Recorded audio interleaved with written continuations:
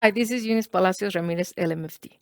I recorded this video with the intention of clarifying some questions that you might have about couples therapy. The first step is to book an initial consultation call via my website, phone, or email. This free initial 20-minute consultation call has the intention to see if we are a good match for each other. I encourage that both members of the couple are together doing this call because that really helps to build my therapeutic alliance with the couple from the beginning. When that's not possible, I ask that I speak with them separately briefly before the first session in a call. And that helps me to build that therapeutic alliance and to start in good terms with both of you. And that initial call, I might ask you what is bringing you to therapy, what are you expecting from therapy, and you have the chance to ask me questions about how I work or any questions you might have. If you decide to book an appointment with me, the first appointment I meet with the couple together. In that first appointment, I'm doing an assessment and I'm wanting to understand what is happening in the relationship, what problems the two of you are having, when did this started, and your history as a couple. The second session is an individual assessment with one of you, and the third session is an individual assessment with the other member of the couple. In that initial assessment, in that individual assessment, I'm wanted to understand your take on the relationship. What's your perspective on the relationship? I want to understand your family history. How do you manage emotions? And I'm assessing for things of risk, of safety, domestic violence, experiences of trauma that might affect your reactions to your partner. I want to understand also if there's any heavy substance abuse, heavy drinking. So it's an assessment, right? The fourth session, we meet together again as a couple. And by then, I have a more of an understanding of what's going on in the relationship and of your dynamics. And the plan that we do is trying to get an understanding of how is that the two of you get caught into problematic cycles. That's one of the main goals of the therapy that I do, that is called emotionally focused therapy, EFT. Every couple gets caught into problematic cycles, into these dynamics where one reacts to each other. And something detonates a cycle, and then the couple reacts to each other, and then the couple gets caught into these loops that cannot get out and that happen continuously. So we want to make that cycle the enemy, and have not having your partner being the enemy, but the cycle being the enemy, and having an understanding of how that happens, so that we can prevent it from happening and that we can repair after it happens.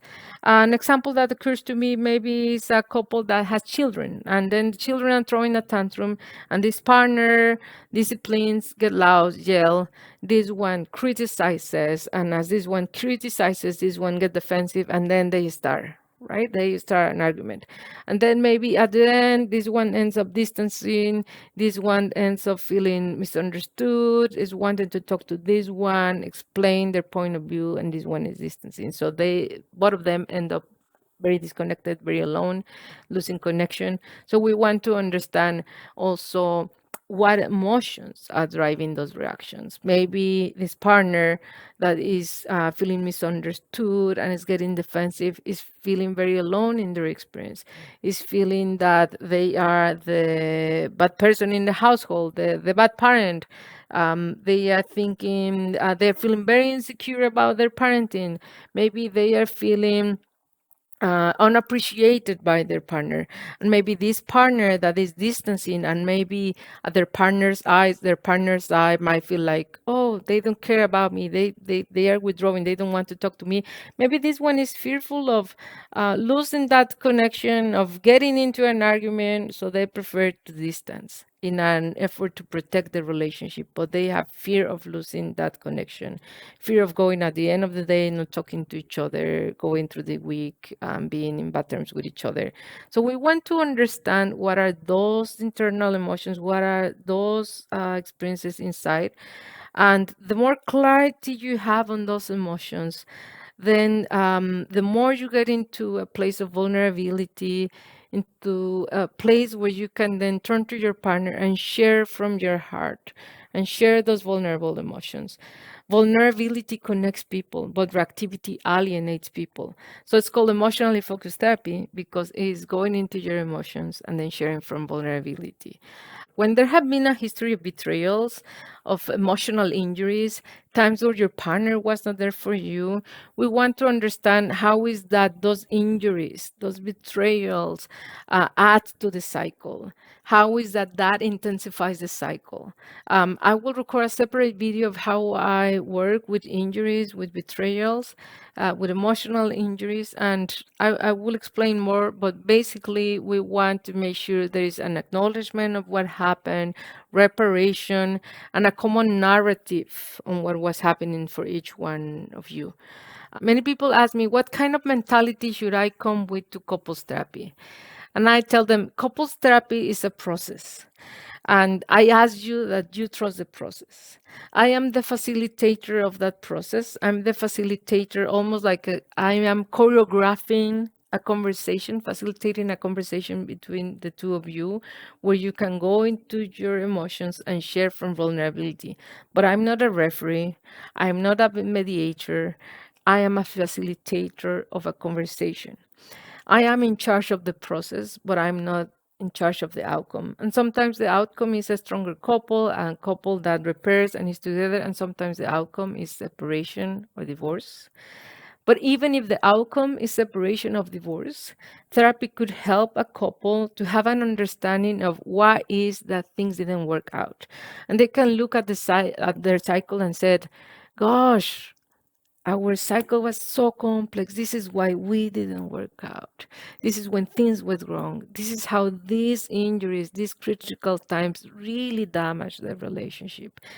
It's really difficult to move on from a messy separation than moving on from a separation where you have an understanding on what happened, where you honor the good things that you had in your relationship, and where you also honor your mistakes or the events that happened that led to injuries.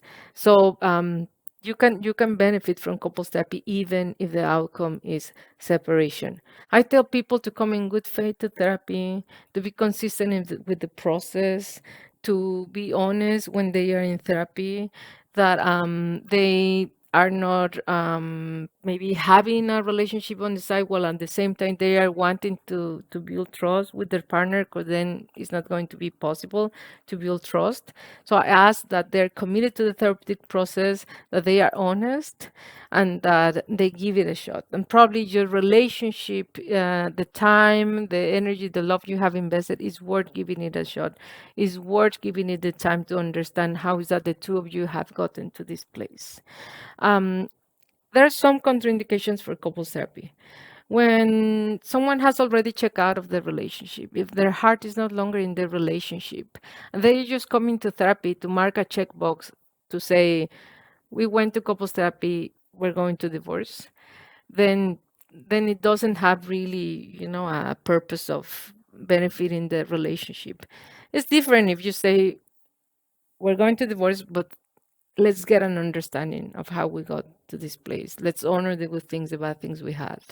That's different than saying, I'm just going to come to put a check mark and then leave. That's different. But I have left the relationship since a long time ago. Then that's a contraindication. If you're not being honest, as I said, this is not a good idea. It causes more harm later. It just brings down all the trust that was built if you are not honest from the beginning.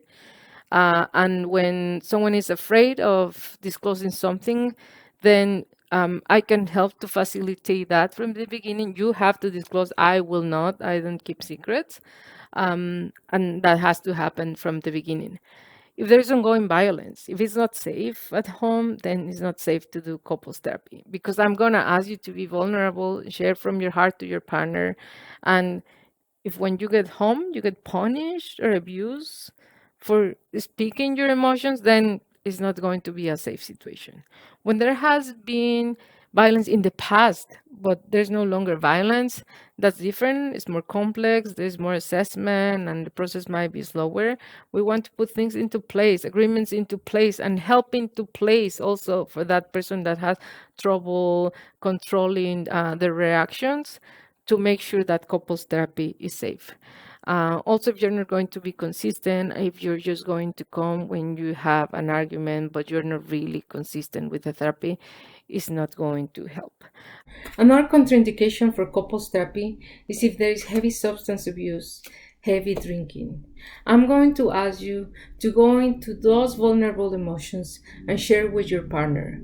But if at home your partner is intoxicated and emotionally unavailable for you, it's not going to be a good situation. If your partner accepts they have a problem, is working on their recovery, is working under substance abuse, is going to an AA group, is going to individual therapy, if there are things in place outside of couples therapy to address that problem, then that's different, right? Also, we want to understand what happens, right, when the partner, instead of turning towards their partner, they turn towards the substance.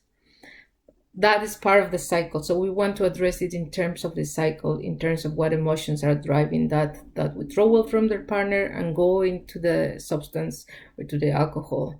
But we want to have things in place outside of therapy, and that person, that partner, needs to be aware, okay, I have a problem and I'm working towards my recovery. Because when that is not in place, it's not a good idea to do couples therapy. I hope this video is helpful. Give me a call if you want to connect, if you want to have an initial consultation call to see if we are a good fit. My website is www.palaciosfamilytherapy.com. My email is eunice@palaciosfamilytherapy.com, and my number is 619-751-3037. Thank you.